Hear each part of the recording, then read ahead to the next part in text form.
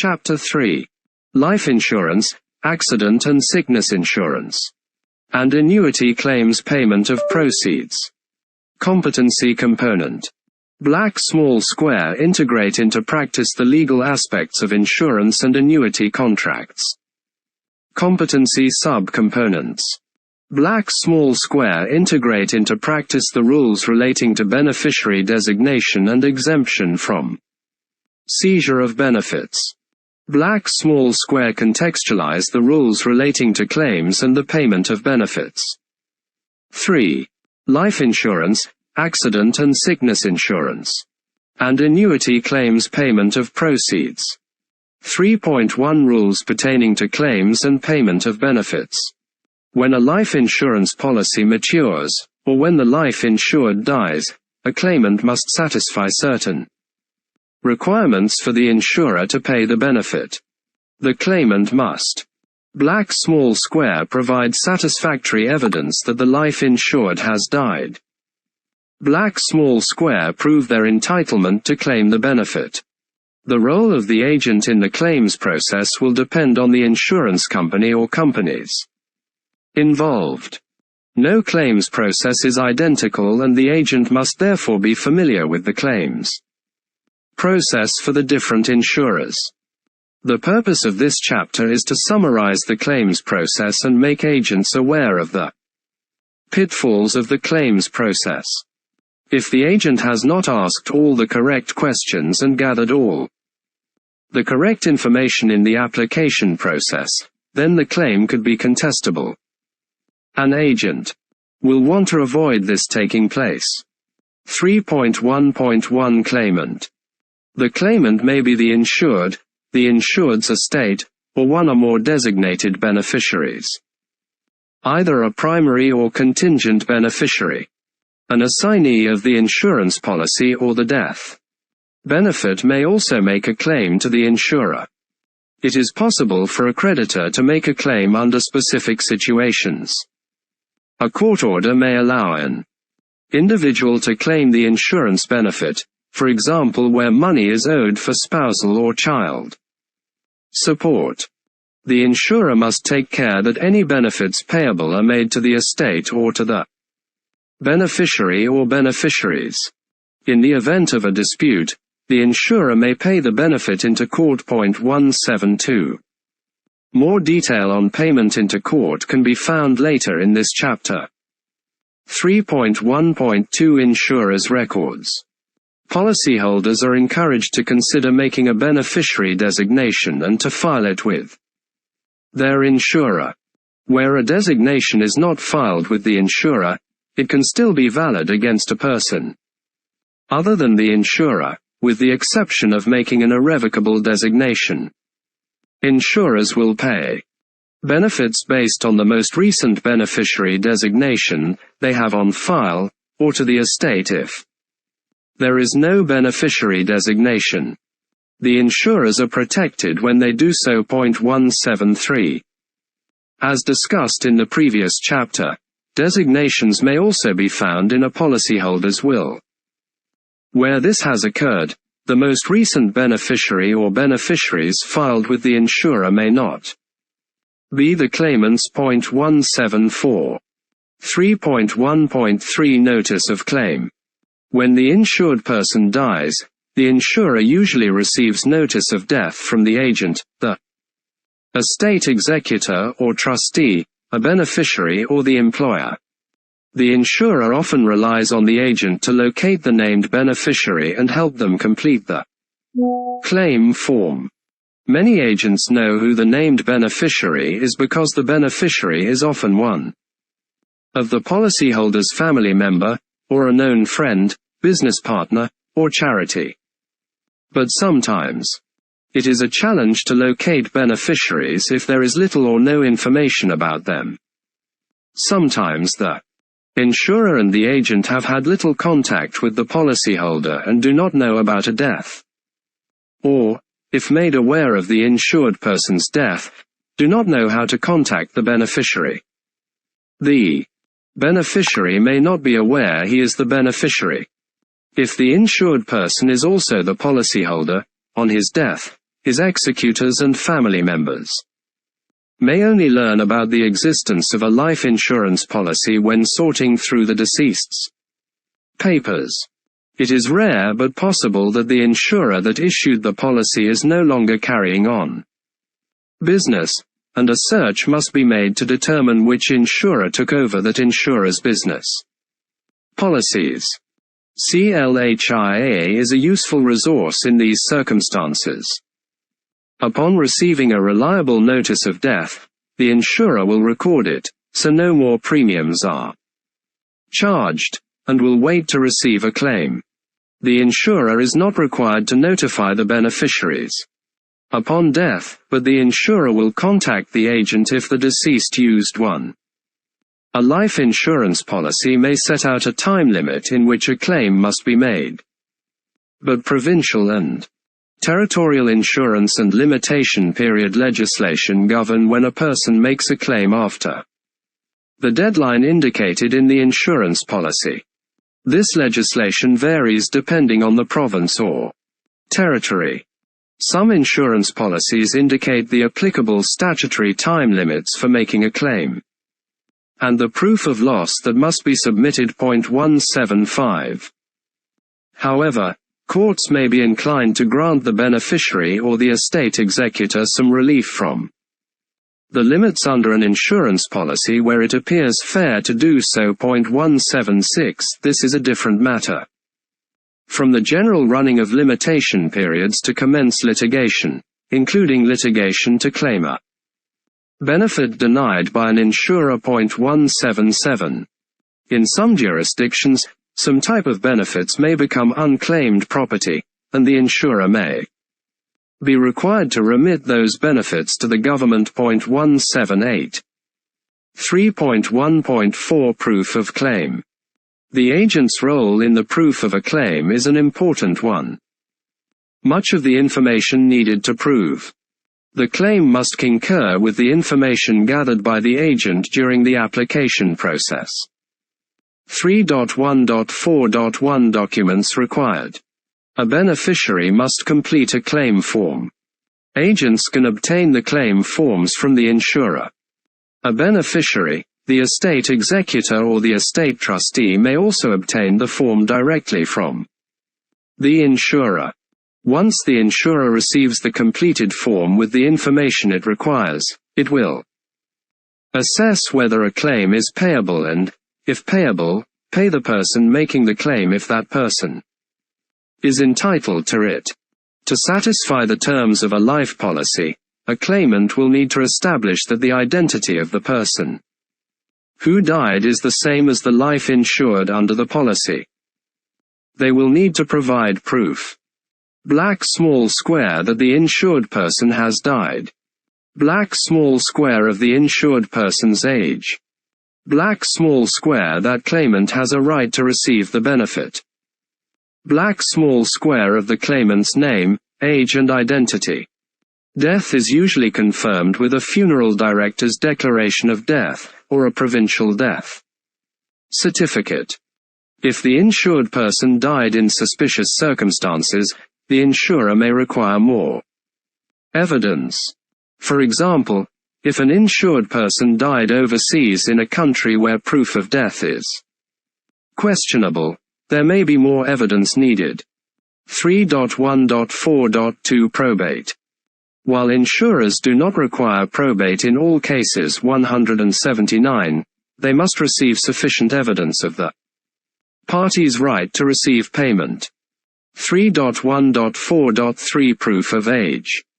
Proof of age is usually established when applying for insurance and premiums are usually adjusted based on the true age of the life insured.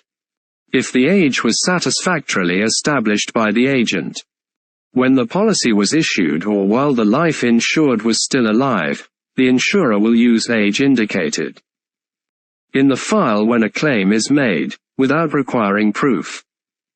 Note that for term coverage, proof of a life insured's age may be critical since the insurance policy states that coverage expires at a certain age. 3.1.4.4 Proof of identity. Where there is a named beneficiary, the insurer will seek satisfactory proof of identity. For example, individuals with common names might face additional hurdles to establish their entitlement. A beneficiary who has changed her name, for example following marriage, will have to provide appropriate documentation. Beneficiaries are sometimes described in terms of a relationship, such as children, and sometimes a representative status, e.g., court-appointed trustee, executor, and guardian of minors' property. These claimants will have to establish their qualification by means of additional documentary evidence, e.g., verification by a third party, possibly the agent, or a copy of a court order appointing them. 3.1.4.5 Accidental versus natural causes.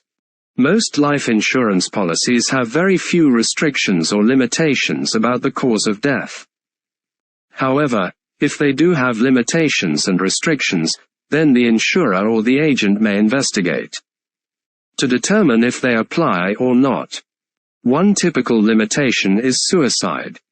If a policy states that the death benefit is not payable when death is caused by or related to suicide within a set period of time, often 2 years of the policy being continuously in force or after reinstatement, the insurer may require more detailed proof of death to rule out or confirm suicide.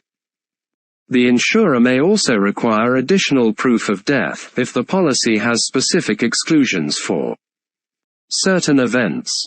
For example, a policy may have an exclusion if death is associated with an activity like scuba diving or heli skiing. Other policies may only pay when death is associated with an accident. These are called accidental death policies. The insurer will need to receive proof that death was associated with an accident and not excluded under the exclusions in those policies. In such cases, the insurer may require a more detailed physician's statement of death, or even a coroner's autopsy or toxicology report. Policies that provide an additional benefit where the death is an accident typically require that for the death to be accidental it must be occasioned solely through violent, external and accidental means. It has also been examined by courts and has evolved through case law to have a rather different meaning than simply motor vehicle accidents, drowning and the likes. For example, the Ontario Court of Appeal had to determine if accidental benefits should be paid to an insured who was bitten by a mosquito carrying the West Nile virus and became a paraplegic. 180. The court considered it an accident as defined by the insurance policy and allowed the insured to obtain compensation. Example: Luis was pronounced dead at the scene of a serious motorcycle accident.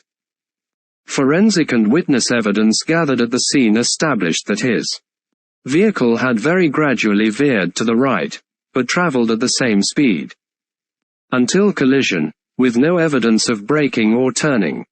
The coroner ordered an autopsy because his death was unexplained and apparently an accident.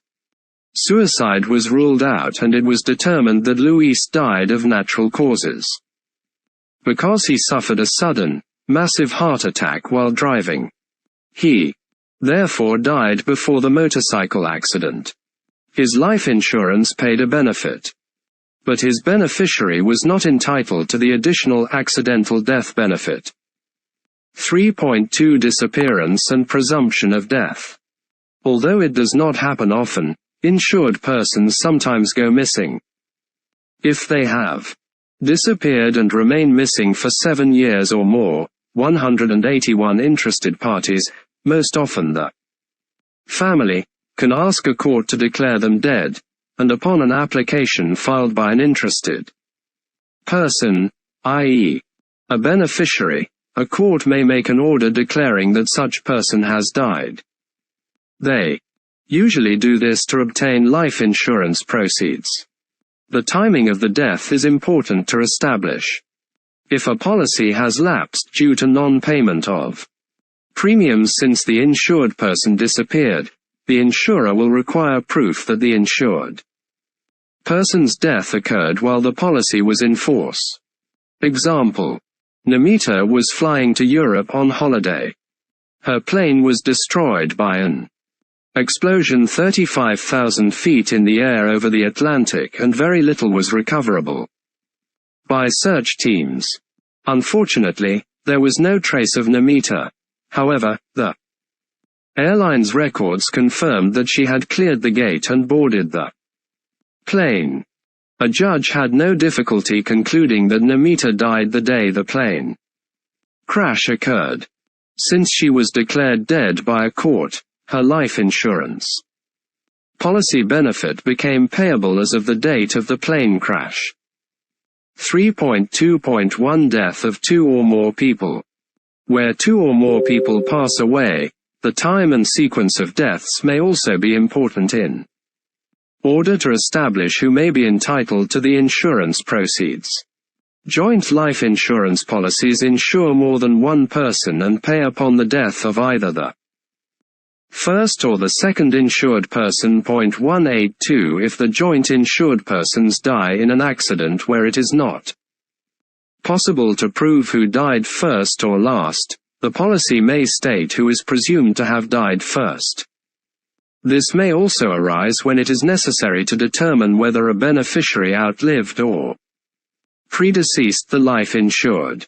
Example: Peter was staying over at his mother Magda's house. They had separate rooms on the second floor. In the middle of the night, the furnace malfunctioned, filling the house with carbon monoxide. In the morning, both Peter and Magda were found dead in their beds. Based on medical testimony at the inquest, the judge was able to conclude that Peter, although younger, had probably died first, as he was a smoker and had respiratory problems, leading to more rapid breathing than his mother, who was fit and healthy.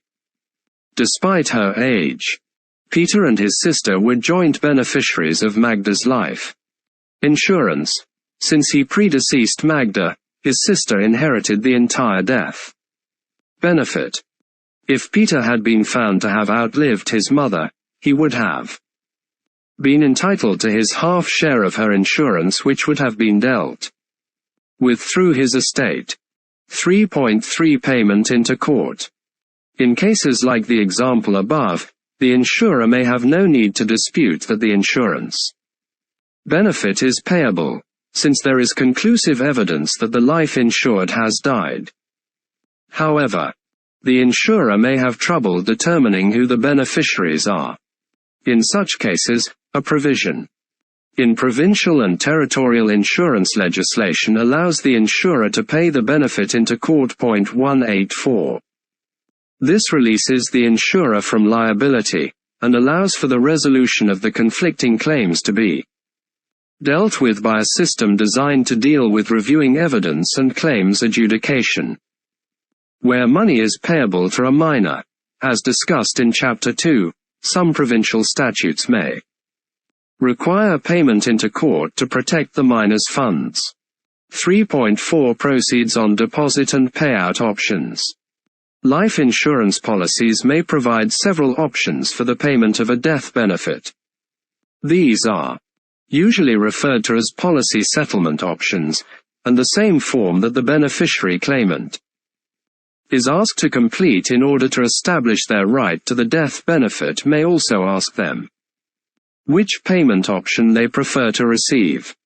Agents are often involved in giving clients advice in this regard, but it is also common for the insurer to be instructed to send the check to the estate lawyer, the estate executor, or the beneficiaries.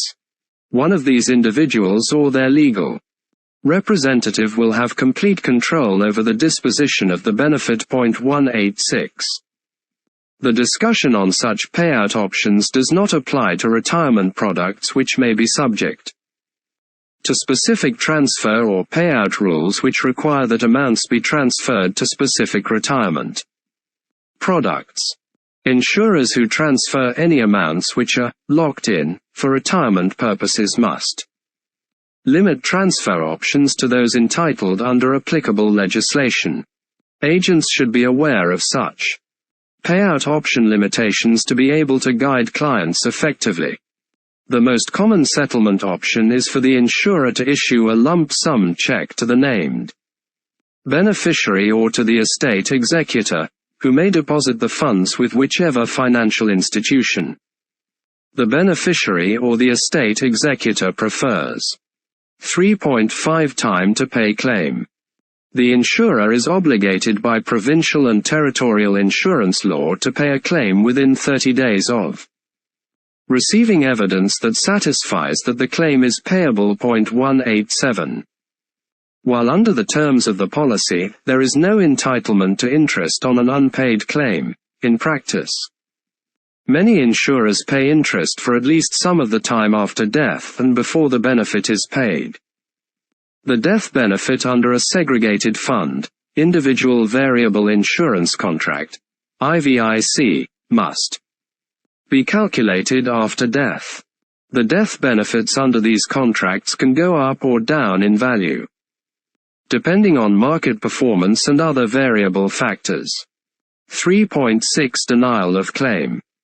As discussed previously in Chapter 2, there are at least 3 reasons why an insurer may refuse to pay a death benefit claim, in addition to the absence of coverage of the risk under the policy, including the exclusions clauses, even to a properly identified beneficiary. These reasons are black small square fraud, or more accurately, insurance fraud. Black small square payment of a death benefit which is against public order. Black small square lapse, default of payment, of the insurance policy. During the application process, the agent must check the information provided by the applicant for any possible fraudulent information. A fourth motive could be that the claim was not made in a timely fashion according to applicable provincial legislation. In that case, an insurer could invoke the limitation period. 188.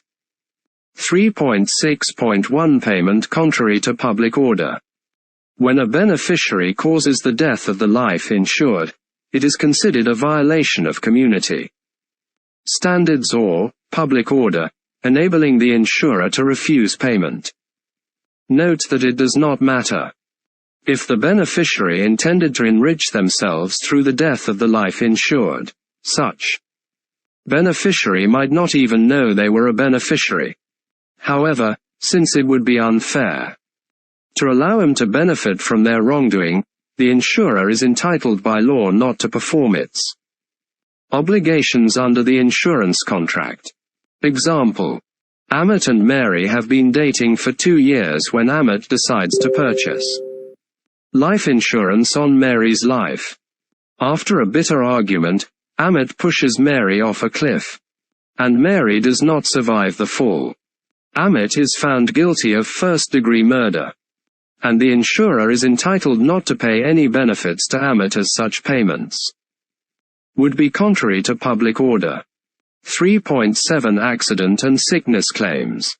There are different benefits payable under accident and sickness policies. The claims could be for accidental injury or dismemberment, or for accidental death, disability, or critical illness. Generally, for certain accidental injuries, it can be difficult to gather the information to submit a claim if the insured person is too injured to fill out the claim form. To help protect the insured person in this type of situation, there are provisions in provincial and territorial insurance law that give relief for imperfect compliance with the claims process. 3.7.1 Accident, death and dismemberment claims. Under an accidental death and dismemberment coverage, a policyholder can name a beneficiary. 190. For accidental injury that causes loss, for example, of use of limbs, the payment usually goes to the policyholder, who is usually also the insured person. For loss of life due to accident, the payment usually goes to a named beneficiary or, if none, to the policyholder or their estate.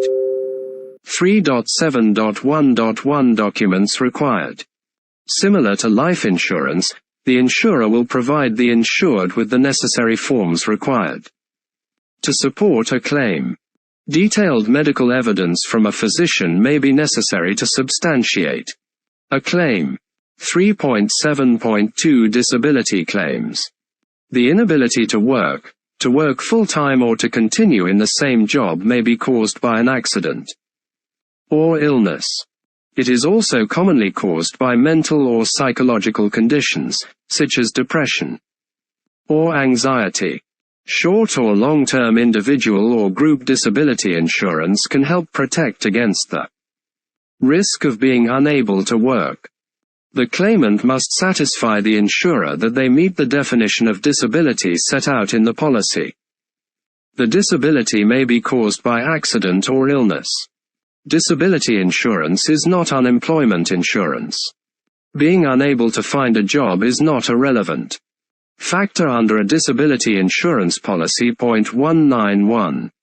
3.7.2.1 Documents required.